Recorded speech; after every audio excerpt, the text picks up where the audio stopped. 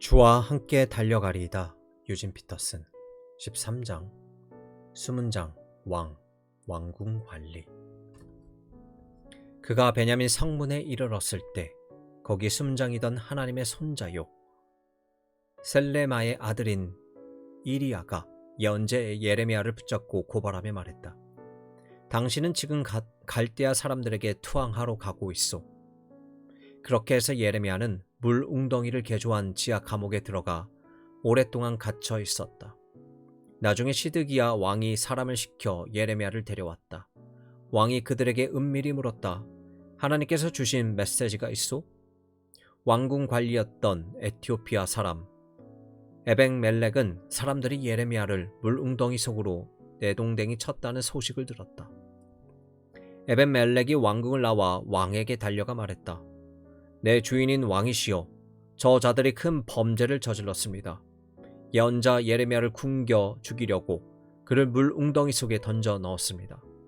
그는 죽은 목숨이나 다름없습니다. 지금 도성에는 빵 한 조각 남아 있지 않습니다. 에벳멜렉이 해진 옷 조각 얼마를 밧줄과 함께 물 웅덩이 안에 있는 예레미야에게 내려보냈다. 예레미야 37장 13절, 16절에서 17절, 38장 7절에서 13절. 역사 속의 인물들은 대부분 하나의 에피소드를 비추다가 잊혀져 버리는 장식용 조명에 불과하다. 10년 전 국무장관을 역임했던 사람의 이름을 기억하는 사람이 몇이나 되는가? 세상에서 가장 특권을 누리는 쥐 중 하나인데 말이다. 5년 전 베스트셀러 작가였던 사람의 이름은? 그러나 몇몇 사람의 경우는 그 이름이 퇴색하는 게 아니라 세기가 지날수록 더욱 찬란하게 빛난다. 그들의 중요성이 빛나는 이유는 그들의 명예로운 역할을 담당했거나 유명한 사건에 연루되었다는 사실 때문이 아니다. 그들은 깊이 그리고 철두철미하게 인간다운 존재가 되었기 때문이다. 블랙마의 표현에 따르면 그들은 아주 거대하고 지칠 줄 모르는 매력적인 힘을 발산하며 끊임없이 솟아나는 셈이나 한결같은 가치의 선언에 해당하는 파급력 있는 힘을 보여준다. 당신의 작은 인간은 쉽게 치워버릴 수 있는 흙무더기에 불과한 반면 사방에서 갱도를 파 들어갈 수 있는 산 같다. 예레미야는 사방에서 갱도를 파 들어갈 수 있는 산이다. 그는 한 시대의 신기원을 이룩한 중심 인물이다. 그는 천년의 주축이 된 사건들에 직접 참여한 사람이다. 예레미야 시대는 신체 중추와 같아서 인간 존재 팔방으로 신경을 뻗치고 있다.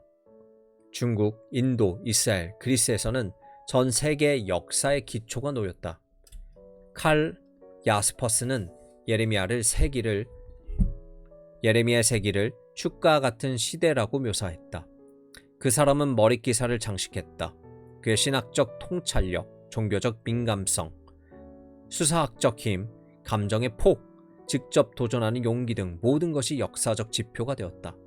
하지만 믿음의 사람들이 예레미야에게 관심을 갖는 첫째 이유는 그의 역사적 영향력이 아니라 그의 인격적 발달에 있다. 역사적 머릿기사를 장식하는 이들은 소수에 불과하지만 인간다운 인간이 되는 것은 누구나 가능하다. 평화, 조약을 체결할 때뿐 아니라 쓰레기를 갖다 버릴 때에도 위대해지는 것이 가능한가? 전국에 반영되는 텔레비전 토론에서뿐 아니라 부엌에서 하는 행동으로도 은혜를 증거할 수 있는가? 예전에 공적인 인물로 이름을 날리던 한 남자를 알고 있었는데 그를 만난 사람은 누구나 그에게 매료되었다. 그가 한 말은 무엇이든 중요하게 여겨졌다. 그야말로 영향력 있는 인물이었다. 그는 언제나 나무랄 데 없이 옷을 차려입었고 예의 바른 사람이었다. 그런데 그의 비서는 오만하기 그지없는 그의 요구 때문에 자주 울음을 터뜨리곤 했다. 마쿠에서는 횡포를 일삼는 무신경한 인물이었던 것이다. 그의 공적인 이미지는 흠잡을 데 없었으나 그의 개인적인 관계는 형편없는 상태였다. 예레미야의 경우에는 사람들을 날마다 어떻게 대했는가?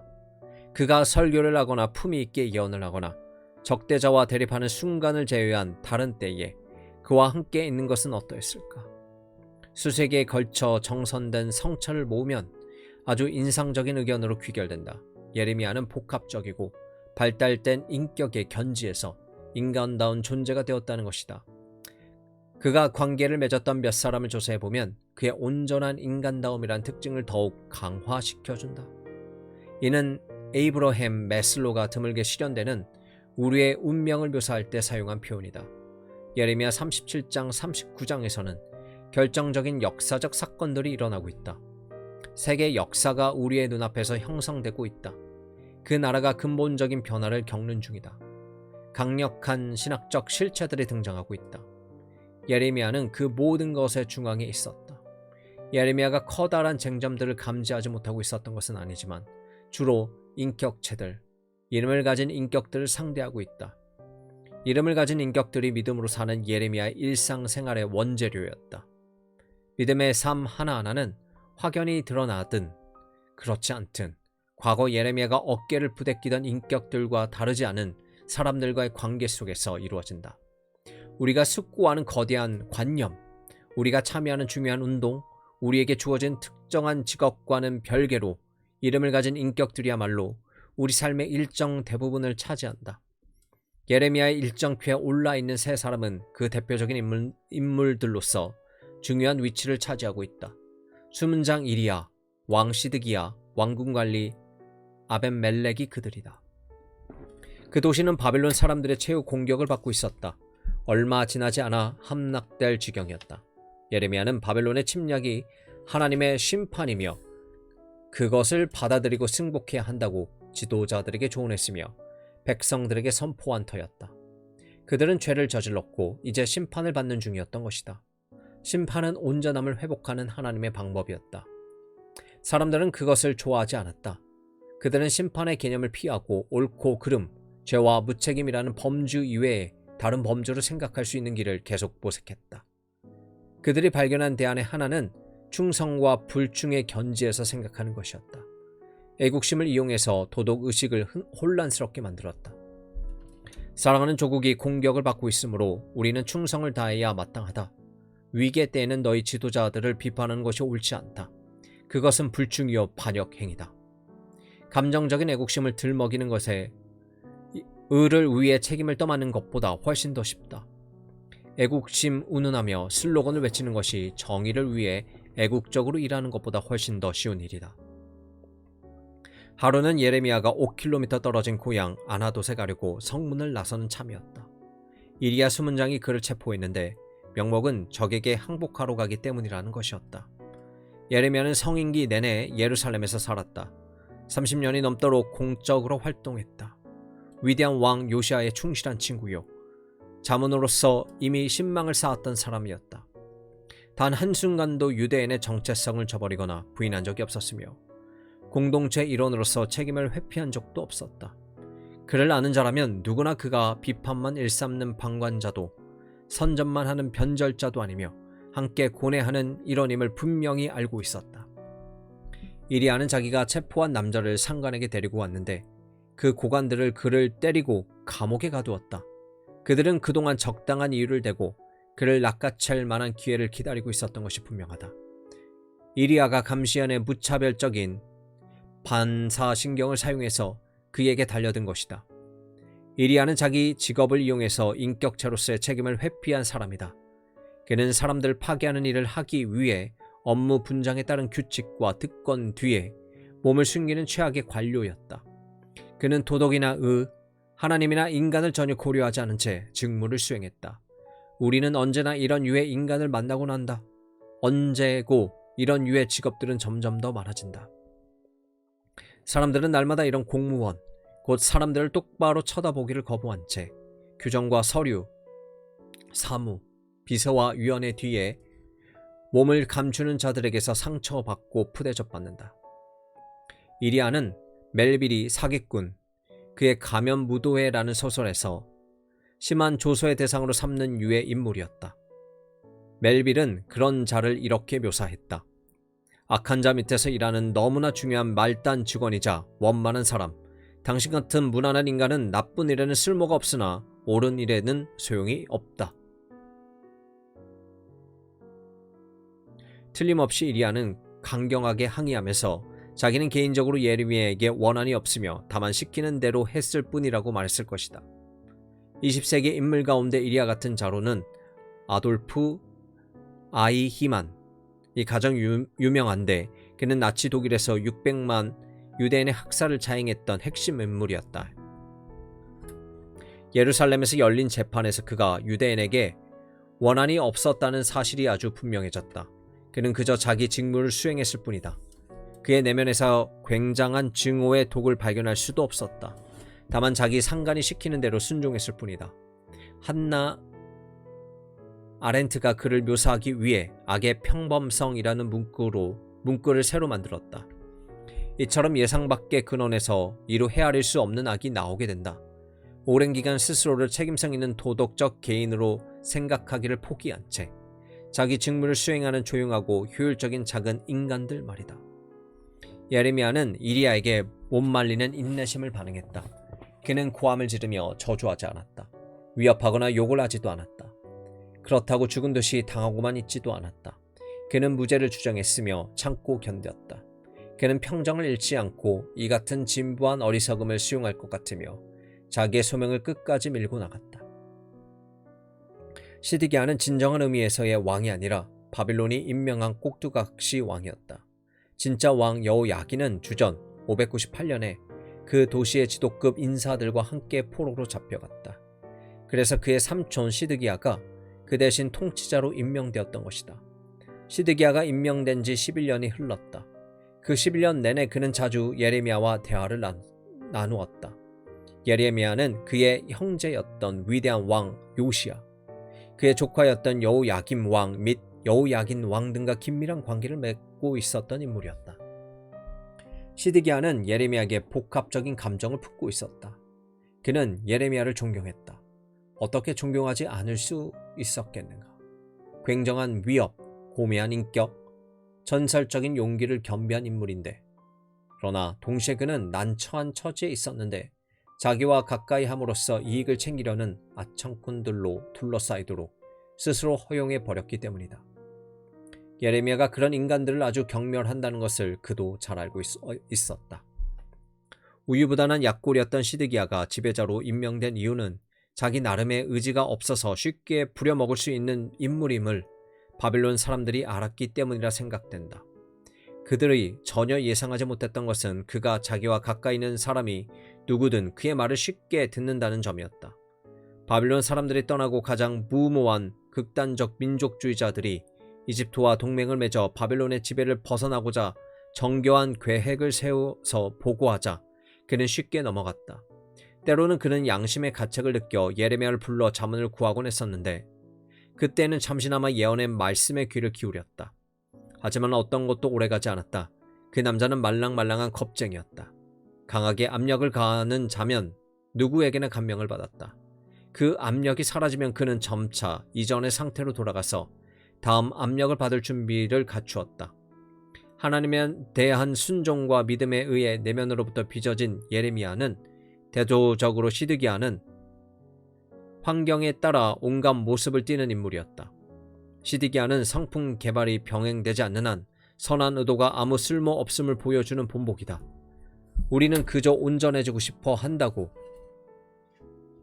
좋은 예언자의 자문을 구한다고, 좋은 책을 읽는다고 온전한 인격이 되는 것은 아니다. 분명한 특징을 지닌 사람, 인격과 실속을 갖춘 사람이 되려면 좋은 의도가 승화되어 뚜렷한 헌신으로 나타나야 한다. 이리야가 예레미야를 체포하고 고관들이 그를 지하 감옥에 집어넣은 사건이 일어난 다음 시드기야는 대화를 나누려고 몰래 그를 자기 궁전으로 불렀다. 시드기야는 고관들이 두려워 공개적으로 그렇게 할 수 없었다. 그렇다고 예레미야를 무시할 수도 없었는데 그거가 제공해 줄지도 모를 중요한 진리를 외면하게 될까봐 두려웠기 때문이다. 나중에 고관들이 예레미야가 감방에서조차 메시지를 전하는 것에 분개하여 그를 웅덩이에 빠뜨리고 말았을 때 이에 대해 시드기야는 아무런 조치도 취하지 않았다. 시드기야는 인격적인 면모를 거의 갖추고 있지 않았다. 그에게는 아무것도 없었다. 그는 자기보다 강한 사람이 세운 계획에 무조건 순응하는 인물이었다. 그는 악한 사람은 아니었다. 그가 사전에 어떤 악행을 구상했다는 증거는 없다. 그러나 이 점이 중요한 사실인데 그가 선행을 구상했다는 증거도 없다. 그리고 선행이란 저절로 일어나는 것이 아니다. 왕에게 어울리는 의도를 머릿속에 품고 있다고 해서 온전한 형체가 생겨나는 것이 아니다. 그것은 조심스러운 영양, 공급, 규율에 따른 훈련, 오랜 기간에 걸친 발달 등을 필요 조건으로 한다. 시드기야에게는 이런 것을 소화할 수 있는 위장이 없었다. 시드기야는 예레미야의 생애 전체에서 가장 다루기 어려운 사람 중 하나였음이 틀림없다. 한 왕은 그의 친한 친구였다. 또 한 왕은 여호야김은 그의 지독한 적이었다. 그런데 이 왕은 형체가 없었다. 선한 일이든 나쁜 일이든 상관없이 그는 도무지 신뢰할 수 없는 인물이었다. 그러는 가운데 예레미야는 왕의 변덕과는 관계없이 하나님의 신실함 아래서 증거 생활을 계속했다.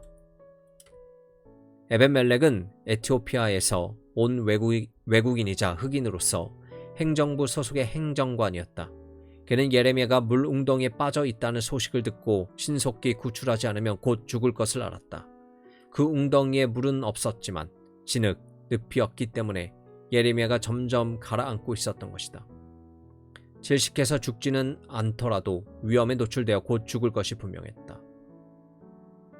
에벤멜렉은 왕에게 가서 그가 불의한 짓을 허락했다는 사실을 보게 했다.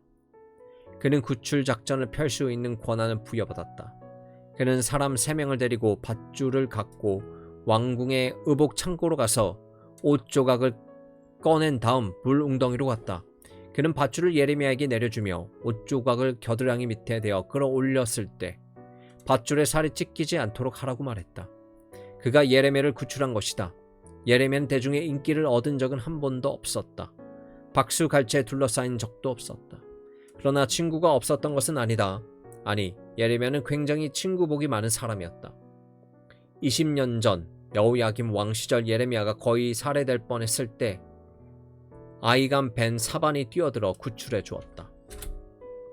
그의 제자 요피서였던 바르그는 위기를 당했을 때 끝까지 그와 함께한 충실하고도 신실한 사람이었다. 그리고 이번에는 에티오피아 왕궁 관리인 에비멜렉이 그를 도우러 왔다. 헨리 애덤스는 일평생 한 명의 친구는 상당한 것이며 2명은 많고 3명은 거의 불가능하다고 썼다. 예레미야에게는 3명이 있었다. 에벤멜렉은 사실 자기 생명을 무릅쓰고 예레미야를 구조했다. 외국인이었던 그는 법적인 권리가 없었다. 온 백성이 전쟁의 감정에 휩싸여 히스테리를 일으키고 있는 판국에 그는 여론을 거슬러 가고 있었다. 그건 중요하지 않았다. 친구는 어디까지나 친구다. 에벤멜렉은 예레미야에 대해 감상적인 연민에 빠지지 않았고 철학적으로 그의 운명을 슬퍼하지도 않았다. 대신 그는 왕에게 갔고 밧줄을 구했으며 밧줄에 살이 찢기지 않게 하려고 옷 조각까지 생각해냈고 필요한 인력도 동원했고 그를 웅덩이에서 구출해냈다. 우정을 몸소 행동으로 옮겼던 것이다. 그의 예루살렘에 살던 모든 이가 아무 생각 없이 자기 직무를 수행하고 있었던 것은 아니다. 모두가 여론의 바람에 편승해서 항해하고 있었던 것도 아니다. 그 가운데 몇 사람은 친구가 직무보다 더 중요하고 친구가 이해 타산보다 더 중요하며 우정은 곧 헌신을 의미하고 친구를 위해 위험을 감수할 만한 가치가 있다고 생각했다. 예레미야에게 친구가 있었다는 단순한 사실은 그에 관해 중요한 면을 말해준다. 그에게는 친구가 필요했다는 점이다. 그의 내면 생활은 훌륭하게 발달되어 있었다. 어떤 적대감이나 아첨으로 그의 진로를 막는 것은 불가능했다. 그는 고독에 익숙해져 있었다. 하지만 그는 친구를 필요로 했다. 온전한 인격자 가운데 자기 혼자로서 충분한 자는 없다. 오만한 독립심으로는 온전한 삶, 완전한 삶을 살아갈 수 없다. 우리의 목표는 어떤 사람도 필요로 하지 않은 그런 상태가 되는 것이 아니다. 예레미야가 온전한 인격임을 보여주는 증거 중 하나는 친구를 수용할 수 있고 타인이 자기를 돕도록 허용하고 자비를 받아들일 수 있는 그의 역량이다. 우리 자신이 우정을 수용하는 것보다 타인에게 우정을 베푸는 것이 더 쉽다. 우정을 줌으로써 우리는 강함을 나누지만 그것을 받아들임으로써 우리는 약함을 보여준다. 그러나 훌륭한 인격자는 도구마나 프로젝트 뒤에 몸을 감추는 법이 없으며 오히려 폭넓은 인간 관계를 맺으며 산다. 예레미야의 삶에 영향을 미쳤던 신학적 관념, 역사적 세력, 의로운 대의 명분은 추상화된 적이 없으며 그런 상태로 머물렀던 적도 없고 언제나 인격들, 곧 이름을 가진 사람들과의 관계에서 구체화되었다. 그는 사람들을 탈인격적으로 범죄의 도매금으로 넘겨버리는 꼬리표를 사용한 적도 없다. 따라서 다른 어떤 예언서에서보다 예레미야에서 개인적인 이름이 더 많이 등장하는 것은 전혀 놀랄 일이 아니다.